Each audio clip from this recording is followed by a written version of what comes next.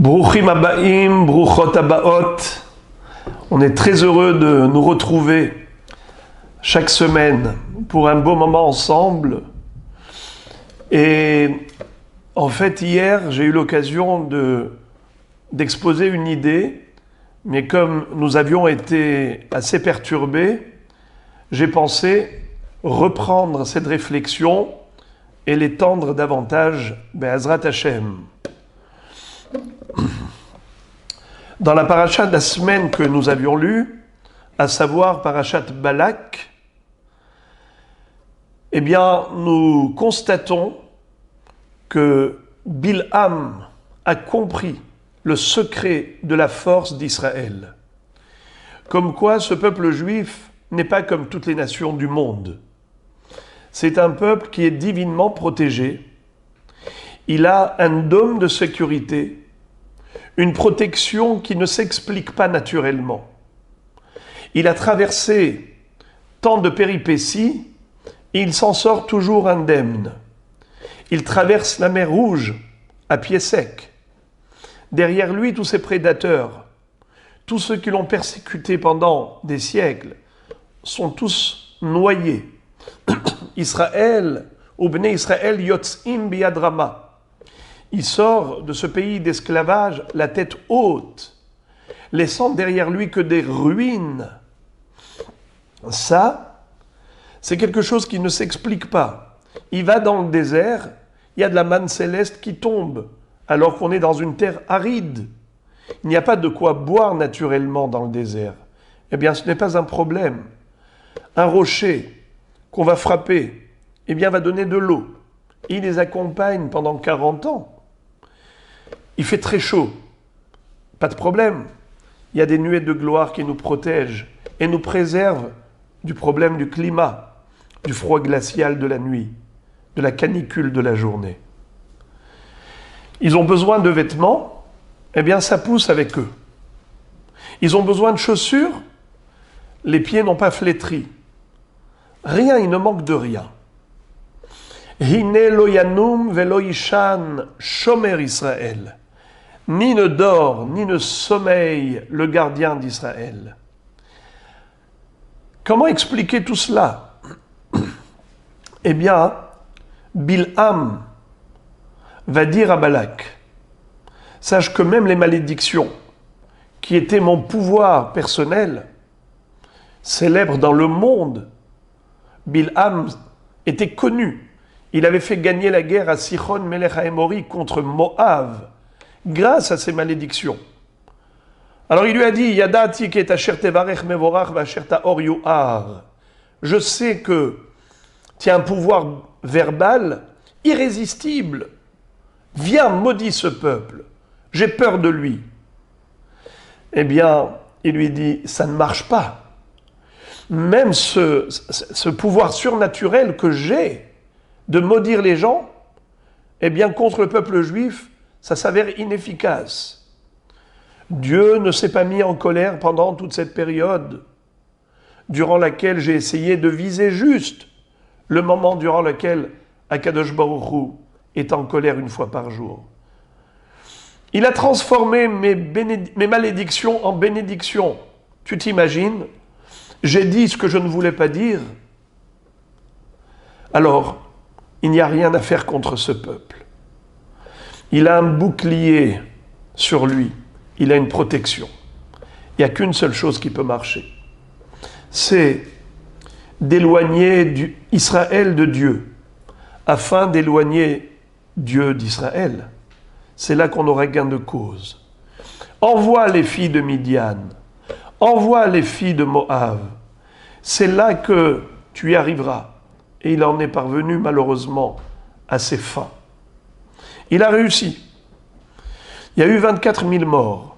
Il aurait pu y avoir, chas v'shalom, l'extermination du peuple juif tout entier.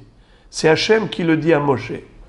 Si Pinchas ne s'était pas levé au sein du peuple, en prenant son courage à deux mains, en prenant son épée, pour exécuter les deux fauteurs, Zimri ben Salou et Cozbi Batsour, eh bien, je ne me serais pas arrêté à 24 000. Chas veshalom, ça aurait été le sort de tous, ça aurait été la fin de l'histoire. Et qui est-ce qui a donné cette idée? Bilham. Il va dire à Balak, le Dieu d'Israël a une hantise pour la prostitution, pour les relations incestueuses, pour la dépravation et la débauche. Vas-y, fais-les tomber dans ce piège. Alors on a compris que si on veut renforcer notre sécurité, eh bien, il faut rester branché sur le réseau divin. Il faut rester rattaché à Kadosh Baruch Hu. Ne pas faire ce qui lui déplaît. Ne pas couper les câbles de connexion avec Dieu. Et c'est quoi les câbles de connexion? Les voici. Bilham va dire Ki merosh tsurim erenu ou migevaot ashurenu. Traduction. Merosh, ça veut dire quoi roche? La tête. Le début. Le début d'Israël, c'est-à-dire le point de départ d'Israël, c'est quoi? Eh bien, c'est Avraham, Yitzhak et Yaakov. Ani mistakel bereshitam, nous dit Rashi. J'observe leur point de départ. Ubitrilat sharashehem, leurs racines. Ve'ani ro'e otam meyusadim vechazakim. Je vois qu'ils sont forts, profondément enracinés, avec stabilité. Ketsurim ugvaot alalou, comme des montagnes, comme des rocs. Al yede avot ve'immahot. C'est qui? Tsurim et Gevarot, c'est nos patriarches, nos matriarches. Hen am levadad ishkon. C'est un peuple unique. Et Rashi dit, Hu asher zikulo avotav.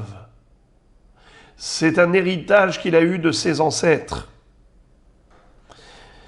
Et c'est ce qui fait sa pérennité, ce qui fait son éternité. Hen'am levadad ishkon u bagoim lo itrashav. Rashi de dire Lo yu na'asin kala im sh'ara umot ovde gilulim ki ya'ese kala bechol hagoyim enam nimnin im ash'ar. À la fin des temps, Am Israël sera le peuple que Akadosh Baruch Hu mettra en valeur et à l'honneur de parmi l'ensemble de l'univers. Alors, Morav et Rabotai, qu'est-ce qu'on a compris? On a compris que Bilham a essayé, en effet, de viser nos racines. Comment déraciner ce peuple? Et sa chorma, c'était de nous faire perdre nos valeurs héritées, héréditaires, celles que nous avions reçues d'Abraham, Yitzhak et Yaakov. Et on va expliquer tout cela. Au moment où la Ness a parlé, c'était un miracle. Elle va lui dire, pourquoi tu m'as frappé 3 fois? Pourquoi tu m'as frappé 3 fois? Lama zehikitani shalosh regalim. Alors, Rashi de dire, pourquoi il lui a pas dit shalosh pe'amim? 3 fois, ça se dit shalosh pe'amim. Shalosh regalim, ça fait référence aux 3 fêtes de pèlerinage. Mais quel rapport? Elle lui dit, tu veux déraciner un peuple qui fait la mitzvah des 3 fêtes, Pessah, Shavuot et Sukkot, tu n'as aucune chance. Question, pourquoi est-ce qu'elle a choisi spécialement ce mérite des 3 fêtes de pèlerinage? L'explication qu'on a développée, c'est que ces 3 fêtes correspondent aux 3 patriarches, tels que nous enseigne le Tour dans le Siman 422 du Or HaChaim. Il nous dit que Pessah correspond à Avraham Avinu. C'est la fête durant laquelle il a demandé à sa femme, Sarah, de pétrir une pâte, de fabriquer des galettes. Lushi va'asi ugot matzot kilo chametz. C'était pendant Pessah qu'il a accueilli ses invités. Arrive Avraham Avinu, et il dit à son épouse, je voudrais maintenant accueillir les invités avec des matzot. Alors c'était Pessah. Avraham Avinu correspond à la fête de Pessah. Pas uniquement pour cette raison, c'est qu'Avraham Avinu a innové la notion de Emouna. La Emouna, c'est le travail d'Avraham. C'est lui qui a développé le monothéisme. Ça s'appelle Rosh HaEmouna, le début de la foi. Le début de la Emouna. Pessah, c'est la fête de la Emouna. On a compris la correspondance entre Pessah et Avraham. Ensuite, Yitzhak correspond à la fête de Hag HaShavuot. Pourquoi ? Parce qu'à Shavuot, on a reçu la Torah, et la Torah a été accompagnée de Kol Shofar. Et le shofar qu'on a entendu à l'échelle universelle, qui a retenti dans le monde entier au moment de Matan Torah, c'était le shofar qui a été fabriqué avec la corne de bélier de Yitzhak Avinu. Yitzhak Avinu, alav shalom, n'a pas été sacrifié. Il a été remplacé par un bélier. La corne de ce bélier a été utilisée pour faire sonner le shofar dans le monde entier au moment de Matan Torah. Vahi kol hashofar holer vechazek me'od, Moshe yedaber ve'elokim ya'anenu bekol. Ça c'est Chag HaShavuot. Et Yaakov correspond à la fête de Sukkot. Pour quelle raison ? Car en effet, il est dit que Yaakov a construit des cabanes, des enclos pour ses troupeaux. Vaïven lo baït ulmikneo asa Sukkot. Voilà, on a compris que ces trois fêtes de pèlerinage correspondent à Avraham, Yitzhak et Yaakov. Très bien. Mais quel rapport avec la célébration de ces fêtes et ces trois Avot HaKadoshim ? La réponse, c'est que Avraham, Yitzhak et Yaakov s'appellent les piliers du monde, selon ce qu'explique le Maharal de Prague, que le monde a été créé pour la Torah, pour la Avoda et pour Gemilut Chasadim. Torah, Avoda et Gemilut Chasadim. Al Shlosha Dvarim Ha'olam Omed. La Torah, le service divin et la bienfaisance. Pourquoi est-ce que ces trois éléments constituent la pierre angulaire du monde ? Maharal explique Bereshit bara Elohim et hashamaim vet haaretz. C'est pour la Torah que Dieu a créé le monde. Avoda, c'est Avodat HaKorbanot. Après le déluge, qu'est-ce qu'a donné ? Qu'est-ce qu'a offert Noach à Kadosh Baruch Hu ? Eh bien, des sacrifices, Korbanot. Grâce à cela, Dieu a promis que plus jamais il ne détruirait le monde avec un déluge. Ensuite, on a Gemilut Chasadim. Gemilut Chasadim, la bienfaisance. Si on s'entraide, alors que je me promet également de nous ouvrir les portes de la bonté divine. Sinon, on fait preuve de bonté mutuellement. Alors, qui a développé l'étude de la Torah ? Yaakov Avinu. C'était l'homme de l'étude. Yaakov Ishtam Yoshev Ohalim. Investi complètement dans l'étude de la Torah. Yitzhak, c'est lui qui a développé la notion du sacrifice. Il s'est sacrifié personnellement pour Dieu. C'est lui le Korban. Et lorsque le Beth Amikdash fut détruit, les Korbanot, les sacrifices, ont été remplacés par les prières. La Tefila, elle s'appelle aussi Avoda. Ou les Ovdo Bechol Levafrem. Servez Dieu de tout votre cœur. C'est la prière qui doit se faire avec du cœur, avec ferveur. Yitzhak donc a développé la avoda de la prière. Et Avraham, tel qu'on le sait, c'est l'homme de l'hospitalité, de la charité, de la bonté infinie. À l'âge de 99 ans, il se met à courir après ses invités sous le soleil ardent, alors qu'il était encore souffrant le 3e jour de la circoncision. Ce qui veut dire que ces trois dimensions, Torah, Avoda, Gemilut Chasadim, ont été développées par les trois Avot, Avraham, Yitzhak et Yaakov. Nous, étant leurs descendants, nous sommes héritiers de ce patrimoine génétique. La Torah et la Avoda et Gmilut Hasadim, c'est quelque chose qui est en nous. On a la capacité d'évoluer, de progresser dans ces trois domaines. Et si, en effet, on en est capable, eh bien que nous sachions, on est assuré, garanti, car Dieu a promis à Abraham, Yitzhak et Yaakov de protéger leur descendance. Et si nous sommes des dignes enfants, dignes descendants, parce que nous marchons sur la voie qu'ils nous ont tracée, eh bien Akadosh Baruch Hu nous promet la sécurité telle qu'il a promis à Abraham, Yitzhak et Yaakov. C'est pour ça qu'on commence la prière en disant Elokeinu veloke avotenu, Eloke Abraham, Eloke Yitzhak, veloke Yaakov. Pourquoi est-ce que la Gemara dit qu'il n'y a que 3 patriarches? Il n'y en a pas 4. Abraham, Yitzhak et Yaakov. C'est quoi? Mais pourtant on est descendants des 12 tribus. On a des ancêtres. Il n'y a pas que 3 patriarches. Et tous nos ancêtres, pourquoi on ne les appellerait pas des patriarches? Parce qu'il n'y a que ces 3 qui ont développé quelque chose qui fait partie intégrante du peuple juif. Il n'y a pas eu, après eux, une nouveauté. Torah, Avoda, Gemilut Hasadim, c'est le puzzle qui constitue le tableau du peuple juif. C'est le triangle parfait. Torah, Avoda, Gemilut Hasadim. Et le triangle parfait, c'est Avraham, Yitzhak et Yaakov. Le Magen David, c'est un double triangle. Un hexagone. Nous avons Avraham, Yitzhak et Yaakov qui sont le mérite promis par Akadosh Baruch Hu. Et nous, qu'est-ce qu'on donne à Hachem? On lui donne Torah, Avoda et Gemilut Hasadim. C'est comme ça qu'on mérite cette protection. Le bouclier de David, Magen David, c'est exactement cette réciprocité entre nous et Akadosh Baruch Hu.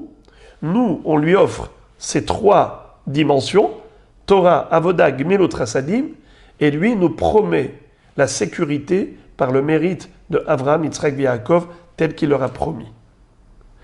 Alors maintenant, qu'est-ce qui se passe?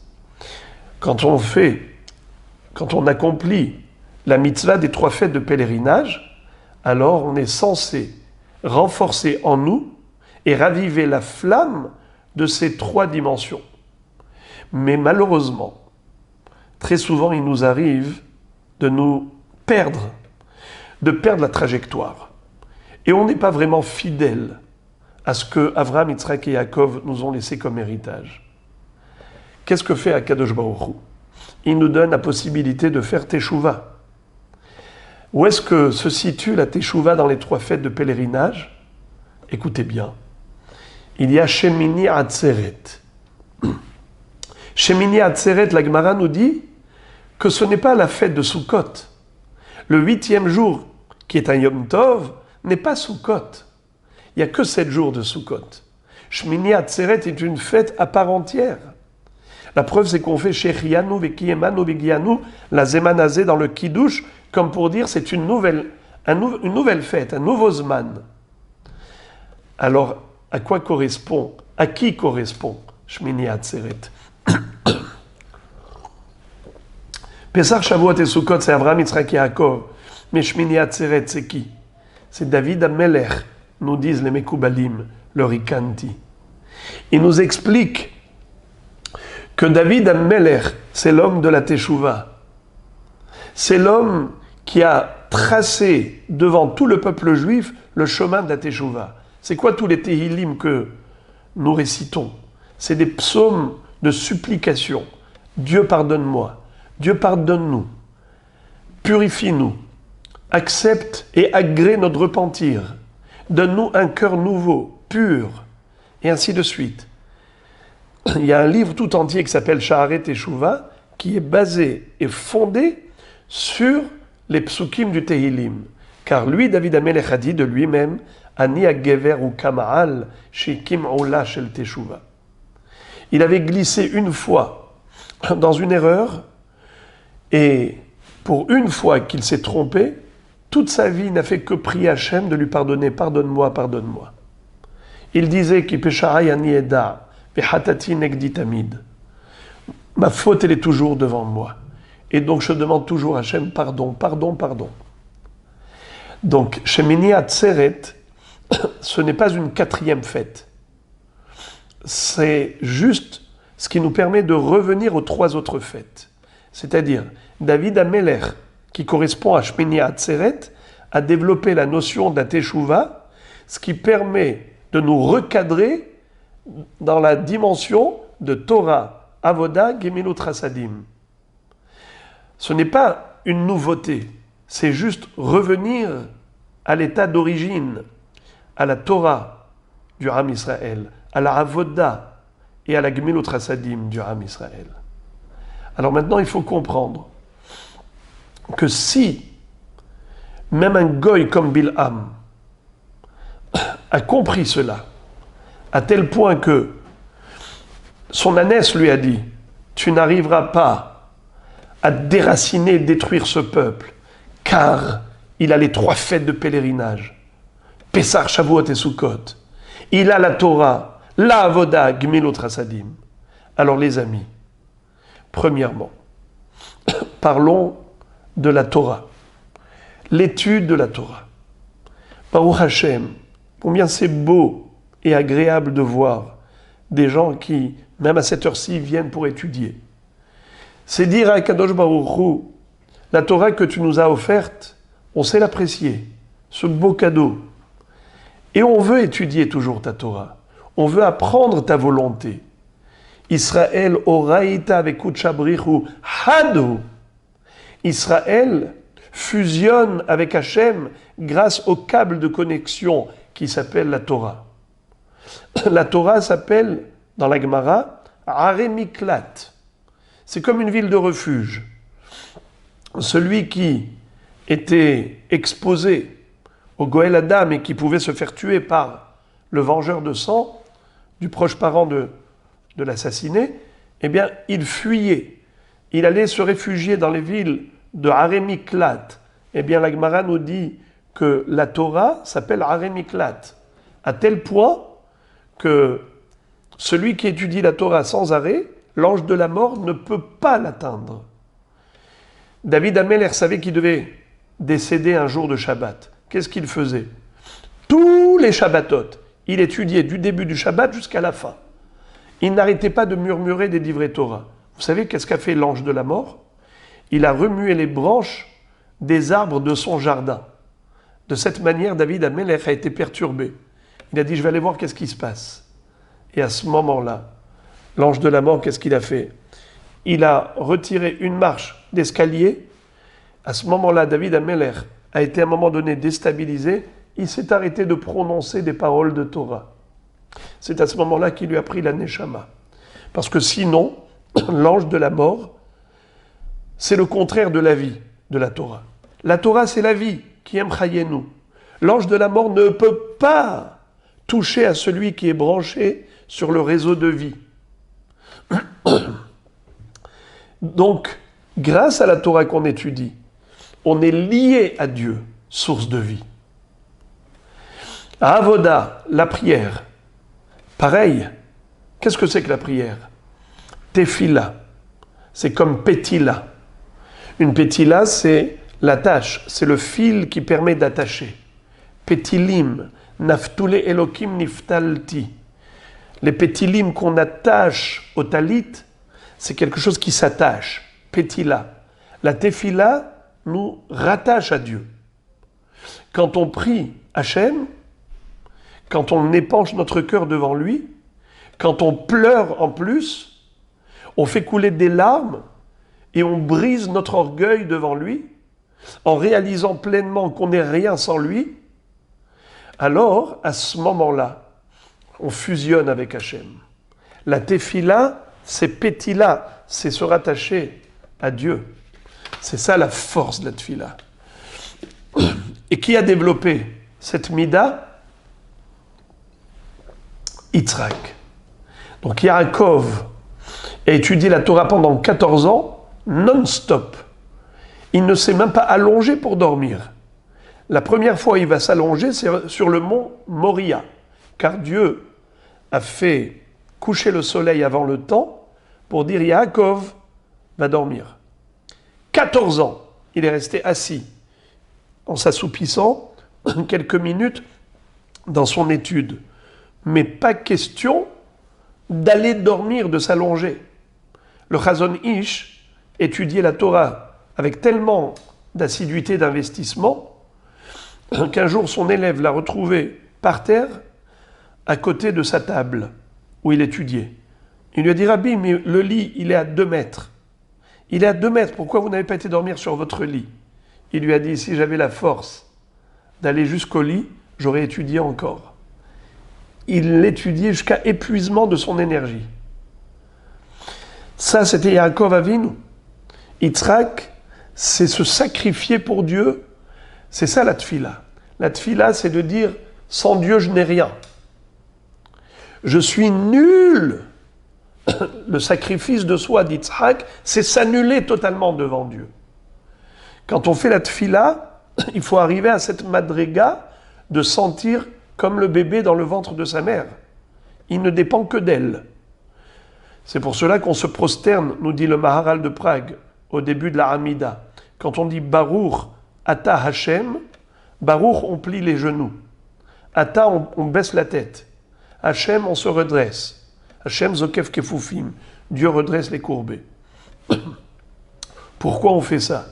D'emblée, d'entrée de jeu, on commence la tfila, déjà on se prosterne. Le Maharal de Prague dit, plier les genoux, baisser la tête, c'est exactement la configuration du fœtus dans le ventre de maman. Il a la tête entre les genoux. Pourquoi? Parce qu'il ne peut pas se débrouiller tout seul sans sa mère. Il n'y a pas de magasin dans le ventre de maman pour acheter de quoi manger. Il reçoit tout par le cordon ombilical. Ochel mima sheimo ochelet, shote mima sheimo shota. Il ne mange et il boit que de ce que sa mère veut bien lui donner, au travers du cordon ombilical. Eh bien nous, Hachem, on n'a que ce que tu veux bien nous donner. Et aujourd'hui, on a compris. Avec le virus, coronavirus, il n'y a plus rien qui tient la route. Tout le monde a été fracassé. Dans le domaine économique, on voit la situation actuelle. Ça se sont, malheureusement, combien de gens se retrouvent dans un état de faillite et combien de projets, combien de programmes, des millions de gens qui se retrouvent tous leurs projets à plat. Tous leurs rêves réduits au néant.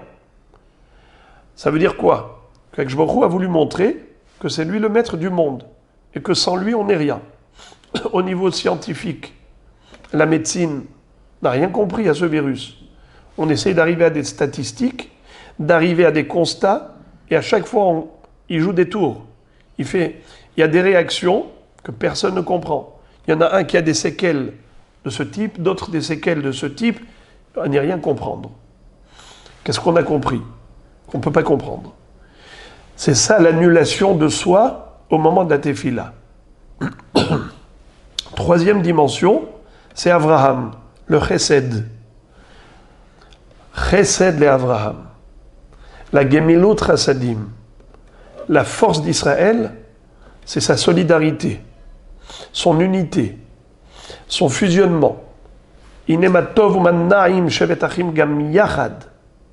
Ce que Avraham Avinu nous a enseigné, c'est d'aimer les autres sans limite. Il va accueillir des invités, il va leur courir après. Il ne les connaît ni d'Adam ni d'Ève. Qui sont-ils? Ils paraissaient comme des gens ordinaires. Il leur court après comme si ce sont eux qui lui rendent service, de bien vouloir répondre à son invitation. Ça, c'est Avraham Avinu. Il nous a inculqué, cultivé en nous la notion de ahavat. Ve'ahavta l'ereacha kamocha. Ve'ahavta l'ereacha kamocha. Eh bien, ça, c'est le bouclier d'Israël. Lorsqu'on arrive à créer réellement une ahavat Israël parfaite, là, on est les dignes descendants d'Abraham. Alors à ce moment-là, Akadosh Baruch Hu dit, vous êtes les enfants d'Abraham, Yitzhak et Yaakov. Je leur ai promis la survie et l'éternité de leur descendance. Voilà Moraï Verabotaï. Ce qu'il faut bien comprendre, c'est que au moins que nous sachions ce que les goïms ont compris. Balak et Bilham, eux ont compris que le secret de notre éternité, c'est notre attachement à Dieu. Et ils ont compris que l'éloignement de Dieu, eh bien, c'est la chose la plus grave. Et comment on s'éloigne de Dieu? On envoie les filles de Midian, on envoie les filles de Moab. Alors, Rabotaï, je voudrais maintenant rebondir sur un point important. Maintenant, on est au mois de juillet, et bientôt le mois d'août. Ce sont les mois de Tammuz et de Av. Esav a réussi à recevoir 3 mois. Tammuz, Av et Elul. Ce sont les mois de sa victoire. Mais Yaakov Avinu lui a volé le mois de Elul. Mais Tammuz et Av, ce sont les mois de Esav. Pendant cette période de chaleur, alors, malheureusement, c'est là où on risque de perdre beaucoup de ses valeurs avec la chaleur. C'est-à-dire que nous, Juifs, on a une façon de se comporter. Il y a une tenue vestimentaire qui est propre au peuple juif. C'est ce qu'on appelle la pudeur, la décence, la discrétion, la tsni'ut, la kedusha. On l'apprend de Sarah, Rivka, Rachel, Léa. Chacune d'elles a porté le nom de Ohel. Ohel, la tente. Lorsque les 3 invités étaient chez Abraham, ils lui ont dit « Où est ton épouse ?» Il a dit « Hineba Ohel ». Elle est réservée. Vous n'allez pas la voir. Elle est dans la tente. Et Rachid de dire pourquoi ils lui ont posé la question. Pourtant, c'était des anges. Ils savaient qu'elle était dans la tente. Et Rachid de dire 3 mots. Les Haveva al-Ba'la. Pour la faire apprécier aux yeux de son mari. Avraham Avinu, il va aimer davantage Sarah. Pourquoi? Parce qu'elle est pudique. Elle était très belle. Mais sa beauté, elle a réservé à son mari. Elle ne s'est pas exposée dans la rue. Ça, c'est la dignité d'une bat Israël, cette noblesse. Kol kevuda bat melech penima. La gloire et la noblesse d'une princesse, eh bien, c'est lorsqu'elle se montre réservée, pudique. Je rappelle à chaque fois la reine Élisabeth. C'était incroyable. Regardez comment elle est habillée. Même pas ses mains. Elle a des gants dans les mains. Peu importe le climat. Elle sait que noblesse oblige. C'est une reine. Toutes les benotes Israël sont des reines, des princesses. Rivka, pareil. Il est dit que elle a été dans la tente de Sarah quand elle s'est mariée avec Yitzhak. Vaïvi eha ohela Sarah imo. Dès qu'elle a mis ses pieds dans la tente de Sarah, les 3 brachot sont revenus. La nuée de gloire de la Shekhinah est revenue sur cette tente. La lumière éclairée d'un vendredi à l'autre. La bracha résidait, régnait dans la pâte. Il y avait toujours de la bracha à la cuisine. Grâce à quoi? Les 3 mitzvot de la femme. Hala, Nida, Hadlakataner. Grâce à la mitzvah de la chala, la bracha dans la pâte. Grâce à la mitzvah de Hadlakat Nerot Shabbat, la lumière qui éclaire le foyer. Et grâce au respect des lois de pureté familiale, la Shekhinah réside sur la tente. Ça, c'est une bat Israël. Comme Rivka. Rachel et Léa également. Le pasuk nous dit Vayavo be ohel Léa, mi ohel Léa le ohel Rachel, ohel Léa. On parle de tente. Pourquoi? Parce que c'était ça le secret de leur grandeur. la tzniut, la kedusha. A contrario, Dina, la fille de Yaakov Avinu, qui a été violée par Shechem, elle était extrêmement belle. C'est la raison pour laquelle il l'a kidnappée. Mais la Torah ne parle pas de sa beauté, alors qu'on a parlé de la belle Léa. Pourquoi on n'a pas parlé de la beauté de Dina? Parce que malheureusement, elle est sortie à l'extérieur dans un endroit où elle a été aperçue par ce tamé, par ce rachat. Eh bien, une beauté qui ne conduit pas à quelque chose de positif n'est pas digne de louange. Le Gaon de Vilna nous dit Sheker achen vehevel ayofi isha irat Hashem itit halal. La beauté est vanité. La grâce, le charme, c'est du mensonge. Une femme qui craint Dieu méritera toutes les louanges. Alors il pose une question, il dit pourquoi c'est écrit Hi tit halal. Sheker achen vehevel ayofi isha irat Hashem tit halal. Une femme qui craint Dieu méritera d'être louée. Pourquoi tu dis elle méritera d'être louée? Mais on a déjà dit le sujet. Tu répètes pas le pronom personnel.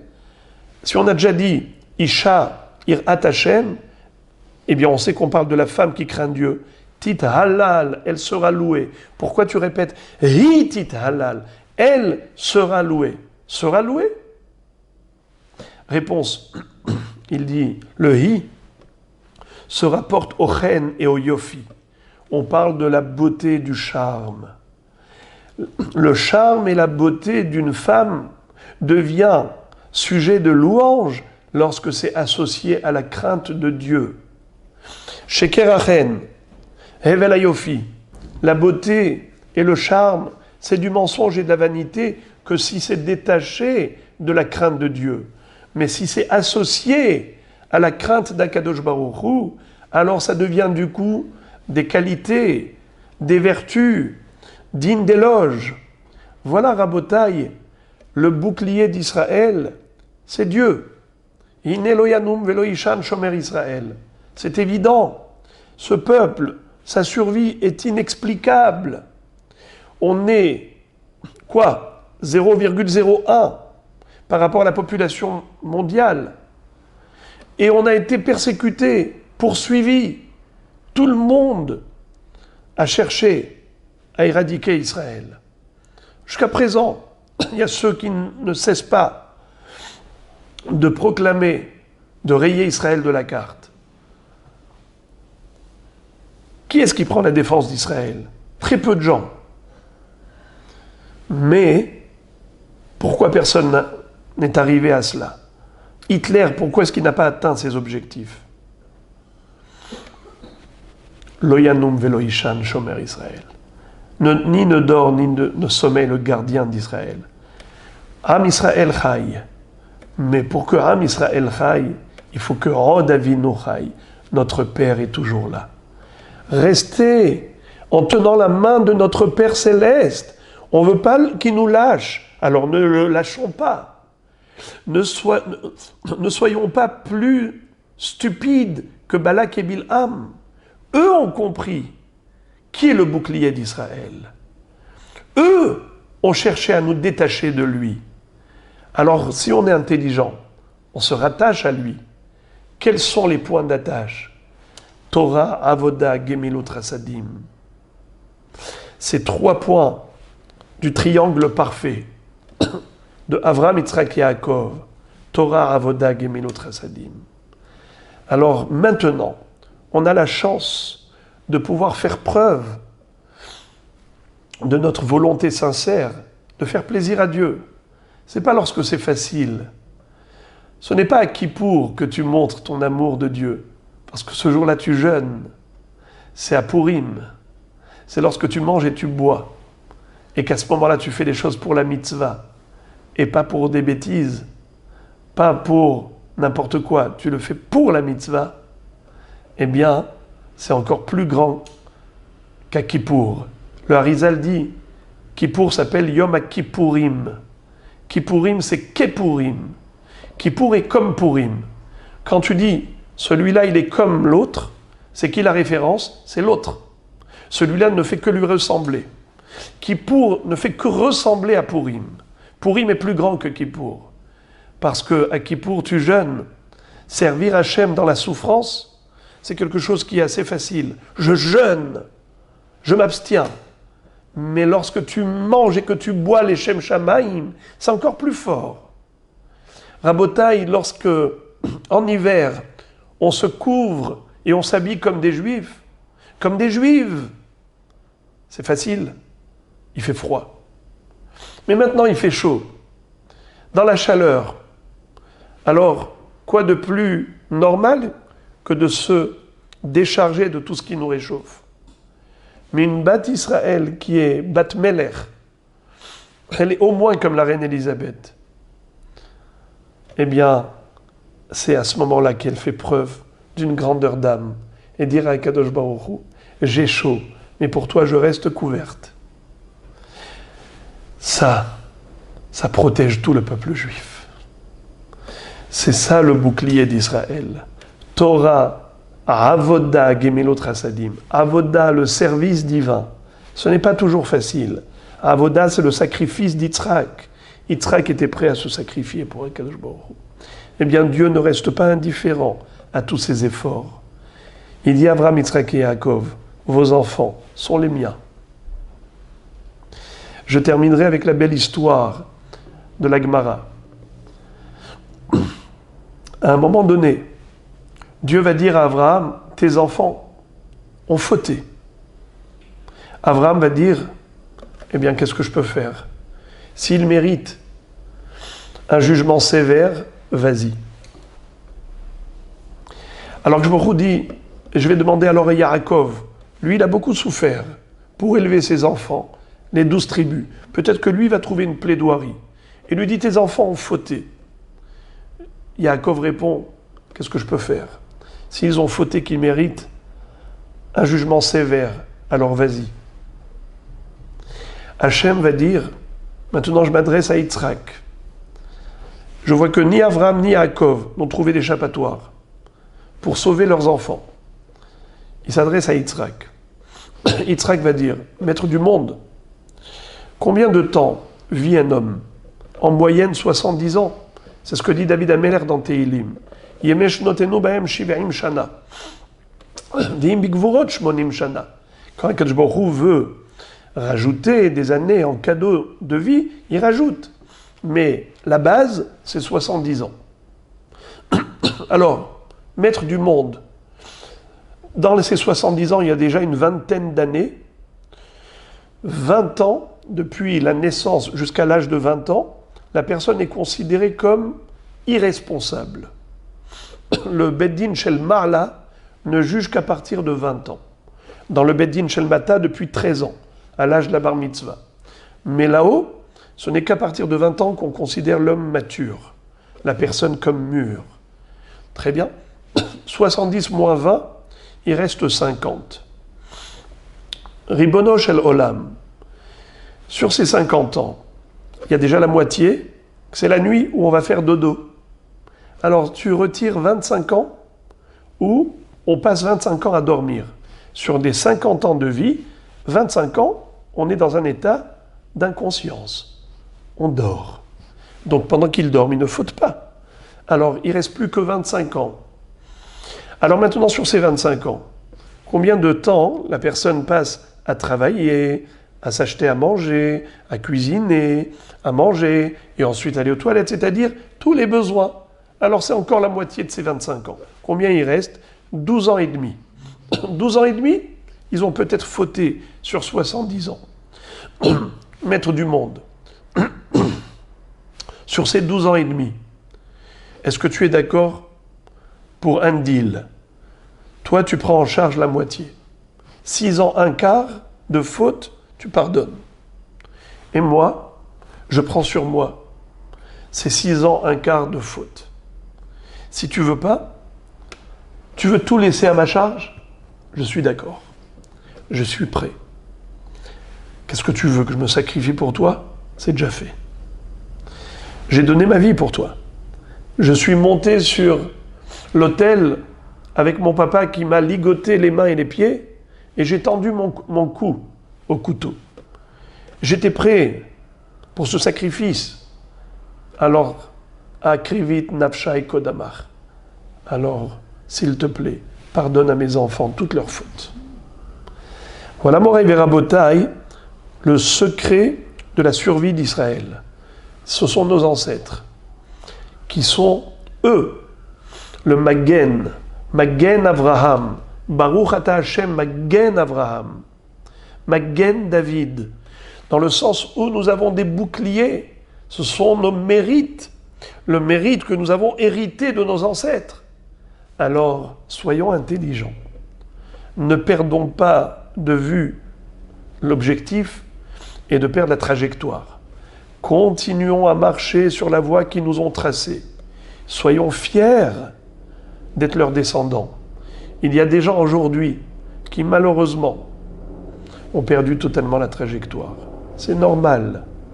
Avec Internet, on a accès à des mondes différents, étrangers aux nôtres.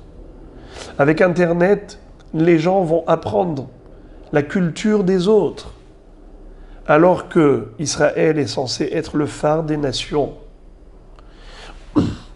Voilà ce que la mondialisation a fait que, aujourd'hui, on peut trouver normal, même des choses anormales, parce que c'est vulgarisé.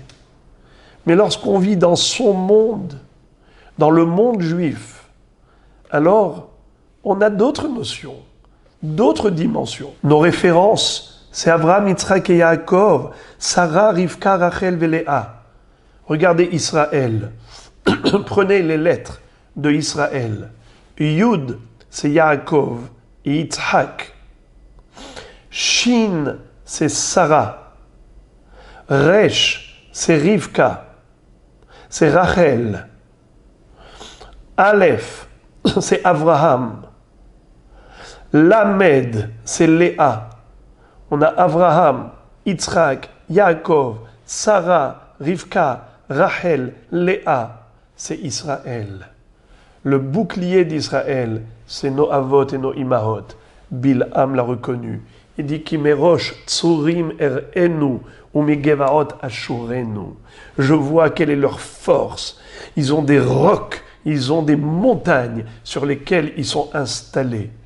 Rabotaï, grâce à Dieu, aujourd'hui, de la même façon que la Toum'a est très forte, la Kedusha est encore plus forte. Celui qui veut se rattacher à Dieu, eh bien aujourd'hui, il en a tous les moyens. Même par le biais d'Internet. Regardez comment on est en train de communiquer maintenant. Grâce à Dieu, même si on habite en France, on habite n'importe où, il n'y a aucun souci. Pourquoi ? Parce qu'Akadosh Baruch Hu a donné les outils pour progresser et qui peuvent, chas v'shalom, être utilisés par le Yetzer Hara pour régresser. Eh bien nous, grâce à Dieu, aujourd'hui on a compris ce qui est essentiel dans la vie. À nous de retransmettre. Notre devoir à nous, c'est de faire en sorte que la génération à venir continue de marcher sur la voie tracée par nos patriarches. Imlo ted'ilach hayafa banashim, tse'ilach be'ikve hatzon, ur'i et gediotaich al mishkenot haroim.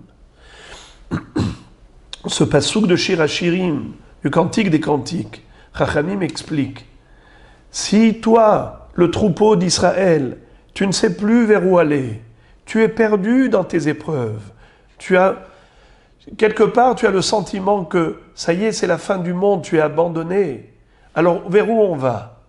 Alors tu as des références, tu as des balises, des jalons, c'est Avraham, Yitzhak, Yaakov.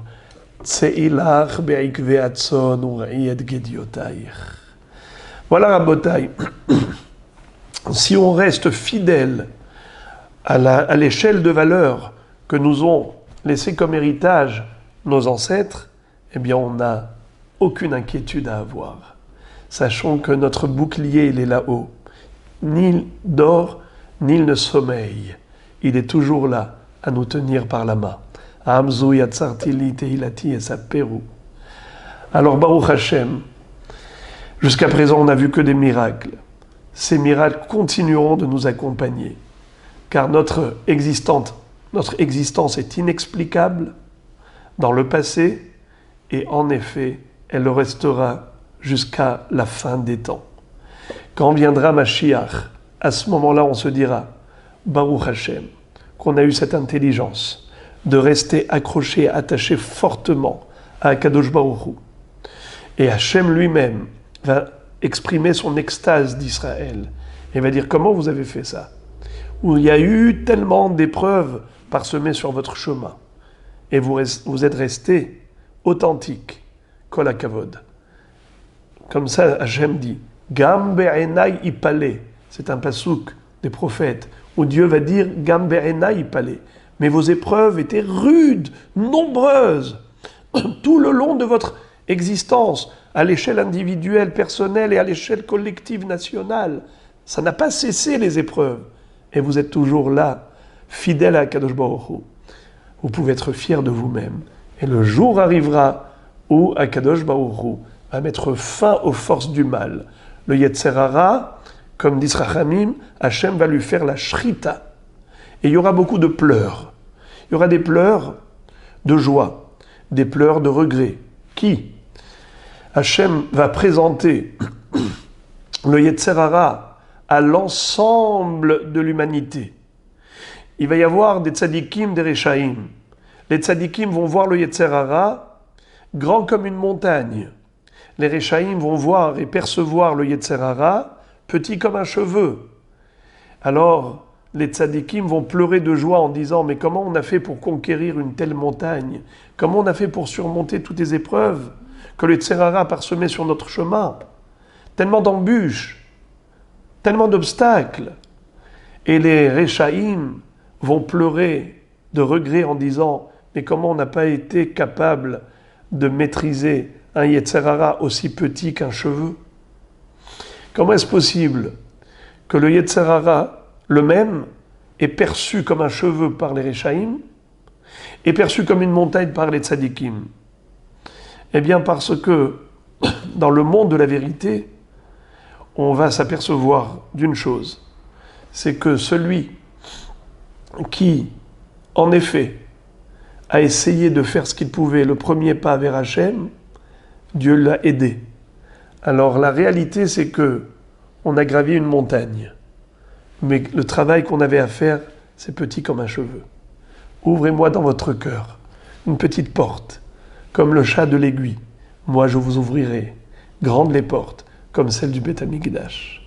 Pitrouli, Petar kechudo shel machat, vani eftach lachem kepitro shel ulam.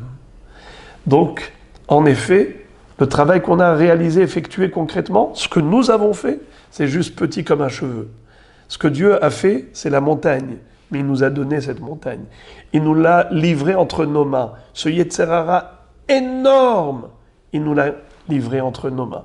On l'a battu parce qu'on l'a combattu. C'est vrai qu'on a fait très peu. Mais Akadosh Baruch Hu nous a envoyé l'ascenseur. Il nous a permis d'évoluer, de progresser. Toute une question de volonté. Voilà, les amis. C'est vrai que, de prime abord, l'accomplissement des mitzvot de la Torah, du judaïsme, ça paraît être quelque chose de difficile. Mais concrètement, dans la réalité, quand on le veut, on le peut, celui qui s'investit, même, il fait un premier pas et Akadosh Baruch Hu l'aide. Il voit les portes s'ouvrir devant lui. Aujourd'hui, c'est facile à comprendre. Vous vous mettez devant une porte et elle s'ouvre. Mais qu'est-ce qu'on te demande? Tiens-toi devant la porte. Si tu restes loin et que tu vois la porte fermée, tu dis « Mais jamais, c'est inaccessible. Tu vois pas que c'est fermé ?» Bien sûr, parce que tu te tiens de loin et tu dis « C'est fermé. » Mais approche-toi, fais les premiers pas. Juste tiens-toi devant la porte. Elle s'ouvre. Voilà Rabotai. Akadosh Baruch Hu, qu'il ouvre les portes à nos prières, nos souhaits.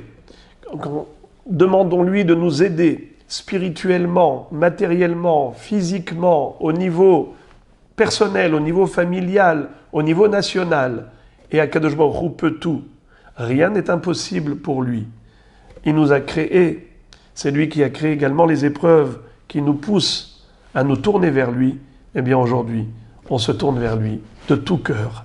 Et on l'appelle pour répondre à nos appels Hoshia, Ana Hashem Hoshi'ana, Ana Hashem Atzlichana. Voilà Rabotai, je suis très très heureux de pouvoir partager avec vous ces moments de réflexion parce que c'est ce qui éclaire nos chemins de vie, cette Torah merveilleuse.